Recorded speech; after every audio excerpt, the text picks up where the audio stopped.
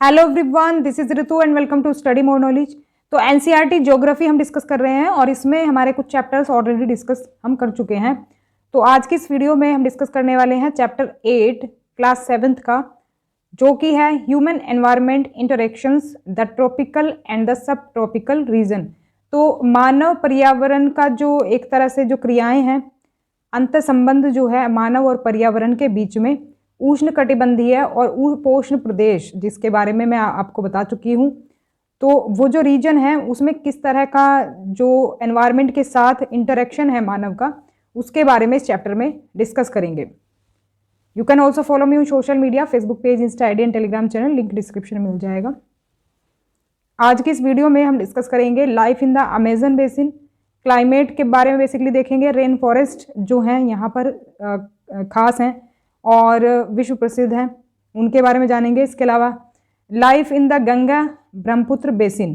तो बेसिकली आज तीन मुख्य नदियां हैं ये, जिनका बेसिन जो है काफ़ी बड़े एरिया में फैला हुआ है और इसमें लाइफ किस तरह की है ये डिस्कस करेंगे। सबसे पहले बात करेंगे अमेजन बेसिन की। अमेजन जो है ना, उष्ण कटिबंधीय प्रदेश एक तरह से हम देखते हैं जो कर्क और मकर रेखा के बीच में पड़ता है। ये मैंने आपको बताया था, ग्लोब पर आप देखोगे ये इक्वेटर है, यहाँ पर कर्क रेखा है, ये मकर रेखा है। ये वाला जो बीच का क्षेत्र है, ये वाला जो रीजन है, ये कहलाता है ट्रॉपिकल रीजन, उष्ण कटिबंधीय प्रदेश। तो भूमध्य रेखा के 10 डिग्री उत्तर से और 10 डिग्री दक्षिण के मध्य के भाग को भूमध्य रेखा प्रदेश कहते हैं। अब देखो ये तो 23.5 डिग्री पे हैं दोनों, लेकिन इससे नीचे अगर आएंगे यहाँ पर कुछ, तो यहाँ पर 10 डिग्री की लाइन मिलेगी आपको। तो ये बीच वाला जो रीजन है, ये बीच वाला रीजन, ये वाला कहलाता है भूमध्य रेखा प्रदेश। और अमेजन नदी जो है इसी क्षेत्र से होकर के बहती है, यानी 10 डिग्री उत्तर और 10 डिग्री दक्षिण, इसके बीच में वाले एरिया में ये नदी जो है बहती है। और ये पहाड़ों से पश्चिम की ओर बहती है और पूर्व में अटलांटिक महासागर तक पहुंचती है। यहाँ पर आप देख सकते हैं बेसिन। आपको बता दूं मैं, बेसिन बेसिकली होता है जो मुख्य नदी होती है। मुख्य नदी में कई सारी सहायक नदियां आकर के मिलती हैं। जैसे मुख्य नदी है अमेजन नदी, आप देख रहे हो, जो आपको ये अमेजन नदी दिख रही है ये मुख्य नदी है, लेकिन इसमें आसपास से आप नदियां देख रहे हो आके मिल रही हैं। तो ये जो नदियां हैं सहायक नदियां, और अमेजन नदी जो है ये जितने एरिया में फैली हुई हैं, जो आप एरिया देख रहे हो पूरा ये एरिया जो कवर कर रही है, ये पूरा एरिया कहलाता है अमेजन बेसिन। क्योंकि मुख्य नदी कौन सी है? अमेजन है। इसी के नाम पर जो है पूरे एरिया का इसका नाम रखा गया है अमेजन बेसिन। तो मुख्य जो नदी है अमेजन और सहायक नदियां मिलकर के इस बेसिन को बनाती हैं। जिस स्थान पर कोई नदी किसी अन्य जलराशि से मिलती है उसे नदी का मुहाना कहते हैं। और अमेजन बेसिन बनाने के लिए कई सहायक नदियां अमेजन नदी से जुड़ती हैं। और ये नदी बेसिन ब्राज़ील के भागों, पेरू के कुछ हिस्सों, बोलीविया, इक्वाडोर, कोलंबिया और वेनेजुएला के छोटे से भाग से अपवाहित होता है। तो ये जो आप भाग देख रहे हैं ना, ये सब वही है जहां हमने ये भी देखा है, यहाँ पर जगह के नाम भी आपको दिख जाएंगे। तो ये इन सभी कंट्रीज़ में जो है फैली हुई है ये जो पूरा बेसिन है। इसमें कुछ इंपॉर्टेंट पॉइंट्स देख लेते हैं, जैसे कि सहायक नदियाँ किसको कहते हैं। सहायक नदियाँ ये छोटी नदियाँ होती हैं जो मुख्य नदियों में मिलती हैं, और मुख्य नदियाँ अपनी सहायक नदियों के साथ जिस क्षेत्र के पानी को बहाकर ले जाती है वह उसका बेसिन अथवा जल संग्रहण क्षेत्र कहलाता है। अमेजन बेसिन विश्व का सबसे बड़ा नदी बेसिन है। तो ये ध्यान रखेंगे, बेसिन मैंने आपको बताया भी था कि भाई जो पूरा क्षेत्र जो है कवर करती हैं ये सहायक नदियाँ और मुख्य नदी मिलकर के, वो है उसका बेसिन। और यहाँ पर एक और इम्पोर्टेंट पॉइंट देखेंगे कि जब स्पेन के अन्वेषकों ने इस नदी की खोज की, अन्वेषक वही जो खोज करने वाले होते हैं, एक्सप्लोरर, तो तब सिर पर सुरक्षा कवच और घास के स्कर्ट पहने कुछ स्थानीय आदिवासियों ने उन पर आक्रमण किया। इन आक्रमणकारियों ने उन्हें प्राचीन रोमन साम्राज्य के अमेजोन्स नामक महिला योद्धाओं के आक्रामक समूह की याद दिला दी। तो इसी प्रकार यहाँ का नाम जो है अमेजन पड़ा। हो सकता है आपसे पूछ लिया जाए, तो अमेजोन्स नाम की महिला योद्धा थी, उनके नाम पर यहाँ का जो जगह का नाम है ये अमेजन पड़ा। आगे बढ़ते हैं। अमेजन बेसिन में जलवायु कैसी है? क्लाइमेट की बात करें तो अमेजन बेसिन भूमध्य रेखा के आसपास फैला है और पूरे वर्ष यहाँ पर गर्म और नम जलवायु रहती है, मतलब गर्मी भी रहती है और ह्यूमिडिटी भी रहती है। तो दिन और रात दोनों लगभग समान रूप से गर्म और आर्द्र होते हैं। शरीर में चिपचिपाहट महसूस होती है। लगभग हर रोज बारिश होती है और बहुत अधिक आर्द्रता के साथ दिन का तापमान अधिक होता है। रात में टेम्परेचर जो है वो कम हो जाता है, लेकिन जो ह्यूमिडिटी है वो सेम रहती है। तो जो वातावरण में नमी होती है उसको ही कहते हैं ह्यूमिडिटी। अब बात कर लेते हैं वर्षा वनों की। वर्षा वन जो है यहाँ की स्पेशलिटी है। तो भारी बारिश होती है यहाँ पर, क्योंकि ये क्षेत्र जो है गर्म एरिया है एक तरह से, और यहाँ पर नमी बनी रहती है बारिश की वजह से ही। तो इसी का रीज़न है कि यहाँ पर घने जंगल मिलते हैं। वन इतने सघन होते हैं कि पत्तियों तथा शाखाओं से छत सी बन जाती है, और जिसके कारण सूर्य का प्रकाश धरातल तक नहीं पहुँच पाता है। तो यहाँ की भूमि प्रकाश रहित और नम बनी रहती है, मतलब रोशनी नहीं पहुँचती। तो यहाँ केवल वही वनस्पति पनप सकती है जिसमें छाया में बढ़ने की क्षमता हो। तो यहाँ पर ऑर्किड और ब्रोमेलियाड पौधे परजीवियों के रूप में विकसित होते हैं, परजीवी जो कि दूसरों पर डिपेंड होते हैं। और वर्षा वन में प्राणी जात की प्रचुरता होती है। तो क्योंकि यहाँ पर आपको पता ही है कि क्योंकि जंगल होंगे तो जंगल में जो है वन्य प्राणी भी आपको मिलेंगे, काफ़ी सारे जो जीव जंतु हैं वो भी मिलेंगे। तो टूकन, गुंजन पक्षी और रंगीन पक्षती वाले मकाओ और भोजन के लिए बड़ी चोंच वाले विभिन्न प्रकार के पक्षी जो भारत में पाए जाने वाले सामान्य पक्षियों से भिन्न होते हैं, यहाँ पर पाए जाते हैं। थोड़े डिफरेंट पक्षी आपको यहाँ पर देखने को मिलेंगे। इसके अलावा बंदर, स्लॉथ जो बहुत टाइम के लिए सोता है, स्लॉथ, और चींटी खाने वाले टैपोर जैसे जानवर भी यहाँ पाए जाते हैं। और सांप और सरीसृप की विभिन्न प्रजातियां भी यहाँ पर इन वनों में पाई जाती हैं। मगरमच्छ, सांप, अजगर और एनाकोंडा और बोआ कुछ ऐसी ही प्रजातियां हैं। तो इसके अलावा हजारों कीड़े मकोड़े भी इस बेसिन में निवास करते हैं। मांस खाने वाली पिरानिया, मत्स्य समेत मछलियों की भी विभिन्न प्रजातियां अमेजन नदी में पाई जाती हैं। तो ध्यान रखेंगे, कुछ हो सकता है नाम आपसे पूछ लिए जाए इनके।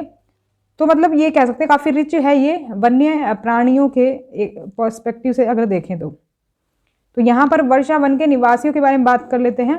देखो जो खेती है ना, खेती ये करने लगे, जो वन का कुछ भाग था उसको काट करके, तो फसलें ये उगाते हैं क्या, टेपियोका, अनानास और शकरकंद जैसी फसलें। यहाँ के पुरुष शिकार करते हैं और नदी में मछली पकड़ते हैं, जबकि जो महिलाएं हैं फसलों का ध्यान रखती हैं, क्योंकि मछली या शिकार मिलना अनिश्चित होता है। अब जब शिकार नहीं मिलता तो जो महिलाएं हैं फसल उगाती हैं, उसी से अपने परिवार का भरण पोषण करती हैं। ये कर्तन और दहन कृषि पद्धति का प्रयोग करते हैं। कौन सी कृषि? स्लैश एंड बर्न कहते हैं इसको इंग्लिश में। तो यहाँ पर मुख्य भोजन जो है मैनियोक है, जिसे कसावा के रूप में भी जाना जाता है, जो जमीन के नीचे आलू की तरह उगता है। और वे रानी चींटियों और अंडे की थैली भी खाते हैं, मतलब रानी चींटी जो होती है और अंडे की जो थैली होती है उनकी, वो भी खाते हैं। स्लैश एंड बर्न जो है एग्रीकल्चर, उसके बारे में जान लेते हैं थोड़ा सा। स्लैश और बर्न जो पद्धति है, इसमें किसान पहले वृक्ष और झाड़ी को काटकर भूमि साफ करता है, फिर इसको जलाता है, जिससे पोषक तत्व मिट्टी में मिल जाते हैं और इस साफ भूमि पर कुछ वर्षों तक फसल पैदा की जाती है। और जमीन के इस टुकड़े के बार बार प्रयोग से मिट्टी में पोषक तत्वों का अभाव हो जाता है। मतलब जब तो भाई इन्हें पोषक तत्व मिल जाते हैं फसल उगाने के लिए, लेकिन अगर बार बार ऐसा करें तो पोषक तत्व खत्म हो जाते हैं, इसलिए इस टुकड़े को छोड़ दिया जाता है। अब क्योंकि जब उसमें पोषक तत्व नहीं रहे तो उसको छोड़ करके फिर कहीं और करेंगे। इसके बाद फसल उगाने के लिए किसी दूसरे स्थान को साफ करते हैं। इस बीच पुराने खेतों में छोटे छोटे वृक्ष उगाते हैं। इस प्रकार मिट्टी पुनः उपजाऊ बन जाती है। तब लोग इस भूमि के टुकड़े को पुनः जोत सकते हैं, यानी कि जो भूमि उन्होंने छोड़ी थी कि भाई अनुपजाऊ हो गई है, कुछ टाइम बाद फिर से वो उपजाऊ हो जाती है जब घास वगैरह वहां पे उग जाती है। आगे बात करें तो कॉफ़ी, मक्का और कोको जैसी नकदी फसलें भी उगाई जाती हैं, जिससे अर्निंग होती है। और वर्षा वन अत्यधिक मात्रा में घरों के लिए लकड़ी प्रदान करते हैं। लोग छतों के आकार के छप्पर के घरों में रहते हैं, सॉरी छत्ते के आकार के, और जबकि कुछ लोग मलोका कहे जाने वाले बड़े अपार्टमेंट जैसे घरों में भी रहते हैं, जिनकी छत जो है तीव्र ढलान वाली होती है। अमेजन बेसिन के जीवन में पिछले काफ़ी सालों में जो है बदलाव भी देखने को मिला है। पुराने समय में क्या होता था कि वन के अंदर पहुंचने के लिए नदी मार्ग ही एकमात्र उपाय था। अब क्योंकि देखो जंगल जो हैं काफ़ी घने हैं, तो वहाँ पर पहुंचना बहुत ही मुश्किल है, तो नदी के रास्ते ही पहले पहुंचते थे। 1970 में ट्रांस अमेजन महामार्ग बनने से वर्षा वन के सभी भागों तक पहुंचना संभव हो गया। तो रास्ता बन गया वहाँ पर हाईवे, और अनेक स्थान पर पहुँचने के लिए हवाई जहाज़ों तथा हेलीकॉप्टरों का यूज़ भी किया जाता है। इस प्रक्रिया के फलस्वरूप वहाँ की मूल आबादी को उस क्षेत्र से बाहर निकलकर नए क्षेत्र में बसना पड़ा, जहाँ वे पौराणिक तरीके से खेती कर रहे हैं। तो मतलब वहाँ से उनको शिफ्ट भी होना पड़ा। अब देखो क्योंकि डेवलपमेंट हो रहा है, ये तो आपको पता ही है, और डेवलपमेंट जो एक्टिविटीज़ है ना वो एक तरह से विनाश की ओर ले जा रही है वर्षा वनों को। क्योंकि वर्षा वन में जैव विविधता काफ़ी देखने को मिलती है, वहाँ पर पेड़ भी काफ़ी हैं, लेकिन अभी जो विकास हो रहा है, डेवलपमेंट हो रहा है, उसके वजह से जो है विनाश की ओर ये बढ़ रहे हैं वन। ऐसा अनुमान है कि मतलब ऐसा अनुमान लगाया जा रहा है, देखो अंदर तो उसके कोई देखता नहीं है, कि प्रति वर्ष जो है अमेजन बेसिन के वर्षा वन का बड़ा भाग लुप्त होता जा रहा है। और वर्षा वनों के लुप्त होने से व्यापक प्रभाव होता है। वर्षा के कारण मिट्टी की ऊपरी परत जो होती है वो बह जाती है और सघन वन बंजर भूमि में बदल जाता है। तो डिफरेंस यहाँ पर आप देख सकते हो, पहले कुछ इस तरह की पिक्चर देखने को मिलती थी, फिर ये इतने हो गए वन, ये वन देख रहे हो, और फिर ये देखो अब इतने से ही बचे। तो यहाँ पर अगर बात करी जाए ना मिट्टी की, तो मिट्टी को बांधे रखती हैं पौधों की जड़ें। अब जब वहाँ से पौधे हट जाएंगे तो मिट्टी जो है, मिट्टी की ऊपरी लेयर जो है वो बह जाएगी, और मिट्टी की वो ऊपरी लेयर जो होती है ना वही उपजाऊ होती है, जो कि खेती के लिए काम आती है। अब बात कर लेते हैं अमेजन बेसिन, हमने पढ़ लिया है। अमेजन बेसिन के बाद आती है गंगा ब्रह्मपुत्र बेसिन की, और गंगा ब्रह्मपुत्र बेसिन आपको पता ही है इंडिया में ही पड़ता है। तो इसमें लाइफ किस तरह की है इसके बारे में बात कर लेते हैं। गंगा तथा ब्रह्मपुत्र की सहायक नदियां मिलकर भारतीय उपमहाद्वीप में गंगा ब्रह्मपुत्र बेसिन का निर्माण करती हैं। बात वही है कि इसमें भी सहायक नदियां मिलती हैं, और जो पूरा एरिया ये कवर करती हैं वही कहलाता है गंगा ब्रह्मपुत्र बेसिन।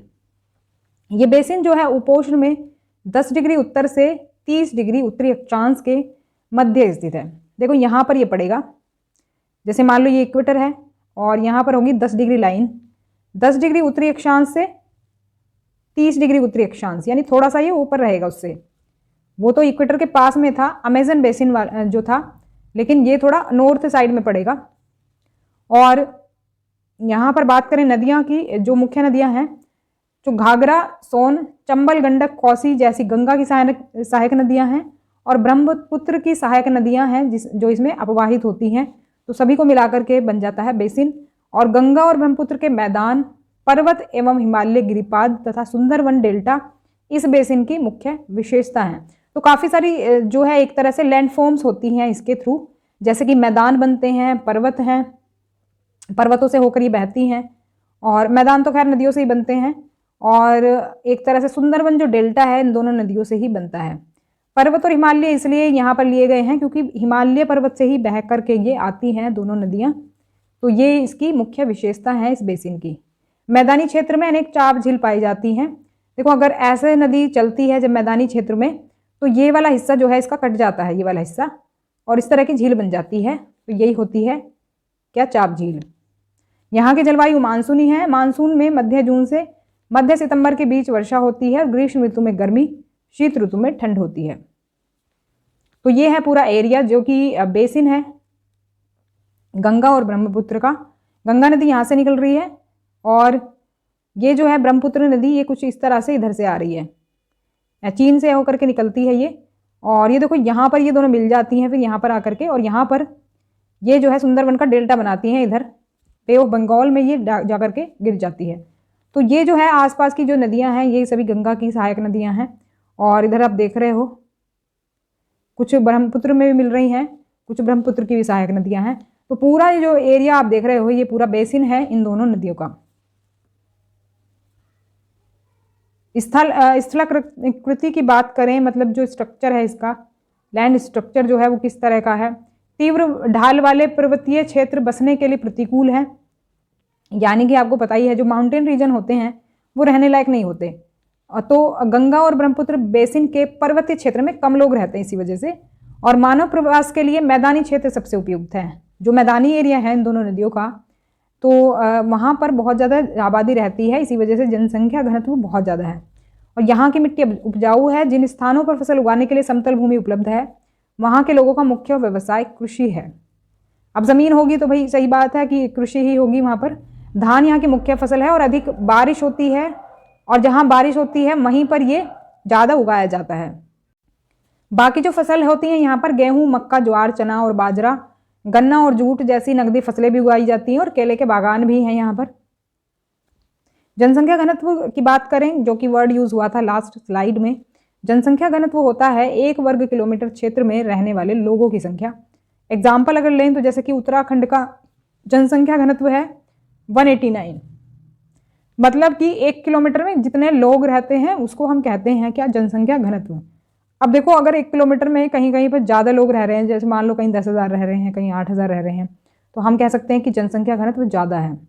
और जबकि पश्चिमी बंगाल का जनसंख्या घनत्व कितना है, 1029। बिहार का है 1102। अब देखो डिफरेंस क्यों है। उत्तराखंड जो है ये पर्वतीय क्षेत्र है, उत्तराखंड पर्वतीय जो है स्टेट है, ये पर्वतीय पर्वत हैं तो इसलिए कम लोग रहते हैं यहाँ पर, लेकिन ये मैदानी इलाका है तो यहाँ पर ज़्यादा लोग आपको दिखेंगे। पश्चिमी बंगाल और असम में चाय के बागान मिलते हैं और बिहार और असम के कुछ भागों में सिल्क के कीड़ों का संवर्धन कर सिल्क का उत्पादन किया जाता है। मंद ढलान वाले पर्वत और पहाड़ियों पर वेदिकाओं में फसलें उगाई जाती हैं। वेदिकाओं में मतलब जो आपकी टेरेस फार्मिंग होती है, टेरेस फार्मिंग वही। तो अब वेजिटेशन की बात करें तो इसके मैदानों में गंगा ब्रह्मपुत्र के सागवान, साखू और पीपल के साथ उष्ण कटिबंधीय पर्णपाती पेड़ मिलते हैं, पतझड़ी वन। और पतझड़ी वन जो है इसी एरिया में मिलते हैं।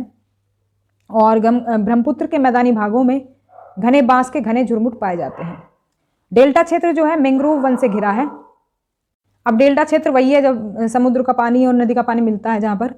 तो उत्तराखंड, सिक्किम और अरुणाचल प्रदेश की ठंडी जलवायु और तीव्र ढाल वाले भागों में चीड़, देवदार और फर जैसे शंकुधारी पेड़ पाए जाते हैं। डेल्टा में समझती हूँ आपको पता ही होगा, जहाँ पर नदी जो है समुद्र में गिरती है और तो वो कई कई भागों में बढ़ जाती है क्योंकि वहाँ पर स्लो हो जाती है उसकी गति, तो ऐसे कई शाखाएं में बढ़ जाती है, वो पंजे के जैसी एक तरह से स्ट्रक्चर बन जाता है, तो इसी को कहते हैं डेल्टा क्षेत्र। वेदिकाएं जो हमने देखी थी कि भाई पहाड़ों पर खेती की जाती है, तो पहाड़ों पर इस तरह की खेती की जाती है क्योंकि ढलान इस तरह का रहता है ना पहाड़ों पर। तो यहाँ पर आप देख रहे हो सीढ़ी नुमा कुछ स्ट्रक्चर बना दिया जाता है। तो वेदिकाओं का निर्माण खड़ी ढलानों पर समतल जगह बनाकर कृषि करने के लिए होता है। ढलान को इसलिए हटाया जाता है कि जल का प्रवाह तीव्रता से ना हो। तो क्योंकि ढलान जो हो जाता है इसको फिर सपाट कर देते हैं ऐसे, जो आप देख रहे हो। लेकिन बॉर्डर पर जो है ये एक तरह से बाउंड्री बना दी जाती है जिससे पानी जो है वो रुका रहे। तो यहाँ पर धान की खेती की जाती है। वन्य जीवन की बात करें तो हाथी, बाघ, हिरन और बंदर यहाँ पर मिलते हैं। एक सींग वाला गैंडा जो है ब्रह्मपुत्र के मैदान में पाया जाता है। और डेल्टा क्षेत्र में बंगाल टाइगर और मगर पाए जाते हैं। नदी के साफ जल, झील और बंगाल की खाड़ी में प्रचुर मात्रा में जलीय जीव मिलते हैं। रोहू, कतला और हिल्सा मछलियों की सबसे लोकप्रिय प्रजातियां हैं यहाँ पर। और मछली और चावल इस क्षेत्र में रहने वाले लोगों का मुख्य आहार है। अब देखो एक इंपॉर्टेंट पॉइंट जो कि पूछा जाता है कि गंगा और ब्रह्मपुत्र नदी के अलवण जल में एक प्रकार की डॉल्फिन पाई जाती है। अलवण मतलब होता है फ्रेश वाटर, जिसे स्थानीय भाषा में कहते हैं सुसु। डॉल्फिन को कहते हैं सुसु, यानी कि अंधी डॉल्फिन।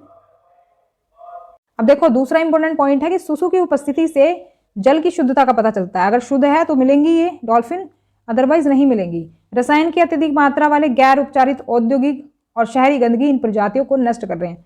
अब देखो फ्रेश वाटर में मिलती हैं, फ्रेश वाटर नहीं रहेगा और अगर प्रदूषित हो जाएगा पानी तो इनकी संख्या कम हो जाएगी। तो इसी वजह से इसकी शुद्धता का पता चलता है, जल की शुद्धता का इसकी उपस्थिति से। अगर ये है मतलब पानी शुद्ध है। गंगा ब्रह्मपुत्र के मैदानों में कई बड़े शहर और कस्बे स्थित हैं। इलाहाबाद, कानपुर, वाराणसी, लखनऊ, पटना और कोलकाता जैसे 10 लाख से अधिक आबादी वाले शहर गंगा नदी के तट पर ही स्थित हैं। तो क्योंकि नदी के किनारे जो है सारी जो फैसिलिटीज़ होती हैं और सारी दशाएं वो अवेलेबल हैं जो कि जीवन के लिए चाहिए, तो इसलिए आबादी वाले यहाँ पर शहर मिलेंगे। इन शहरों तथा यहाँ स्थित उद्योगों का गंदा पानी बहकर नदी में ही जाता है, जिससे नदी प्रदूषित होती है। ट्रांसपोर्टेशन की बात करें तो गंगा ब्रह्मपुत्र बेसिन में यातायात के 4 मार्ग विकसित हैं। मैदानी इलाकों में तो लोग सड़क मार्ग और रेल मार्ग से यात्रा करते हैं और तटीय क्षेत्रों में जलमार्ग यातायात का अच्छा साधन है। कोलकाता हुगली नदी पर स्थित एक महत्वपूर्ण पत्तन यानी पोर्ट है और मैदानी क्षेत्रों में कई बड़े हवाई पत्तन भी स्थित हैं यानी हवाई अड्डे भी हैं। और पर्यटन की बात करें तो भाई यहाँ पर आपको पता ही है कई फेमस प्लेसेस हैं जहाँ पर बाहर से टूरिस्ट भी आते हैं, दूसरे देशों से भी आते हैं। और सबसे बड़ा तो अजूबा यहाँ पर क्या है, ताजमहल है। आगरे में यमुना किनारे स्थित ताजमहल, इलाहाबाद में गंगा और यमुना नदी का संगम, उत्तर प्रदेश और बिहार में बौद्ध स्तूप, लखनऊ का इमामबाड़ा, असम का काजीरंगा और मानस वन्य प्राणी अभयारण्य तथा अरुणाचल प्रदेश की विशिष्ट जनजातीय संस्कृति जैसे कई दर्शनीय स्थल हैं। तो यहाँ पर टूरिस्ट भी काफ़ी आते हैं। कुछ इंपॉर्टेंट पॉइंट्स देख लेते हैं जो कि बॉक्सेस में इंफॉर्मेशन दी गई है, काम की है ये। सार्वभौमिक स्वच्छता कवरेज प्राप्त करने और स्वच्छता पर ध्यान केंद्रित करने के प्रयासों में तेजी लाने के लिए भारत के प्रधानमंत्री ने 2 अक्टूबर 2014 को स्वच्छ भारत मिशन का शुभारंभ किया और गंगा नदी के संरक्षण के लिए नमामि गंगे कार्यक्रम को शुरू किया गया है। इंग्लिश में भी देख सकते हो इनको आप। अब फिर आता है ब्रोमीलायड, एक विशेष प्रकार का पौधा है जो अपनी पत्तियों में जल को संचित रखता है। मेंढक जैसे प्राणी इन जल के पॉकेट का उपयोग अंडा देने के लिए करते हैं, जो कि अमेजन बेसिन में मिलता है ये वाला पौधा। और इसके बारे में क्वेश्चन भी पूछा गया है, आएगा भी नेक्स्ट जो वीडियो रहेगी हमारी। तो वीडियो पसंद आई हो तो लाइक करें, शेयर भी कर लें और सब्सक्राइब भी कर लें चैनल को। बेल आइकन जरूर प्रेस करें जिससे आपको सभी अपडेट्स मिलती रहें। तो मिलते हैं नेक्स्ट क्लास में इसके प्रीवियस क्वेश्चंस के साथ। तब तक के लिए stay connected and keep watching study more knowledge. Thanks for watching.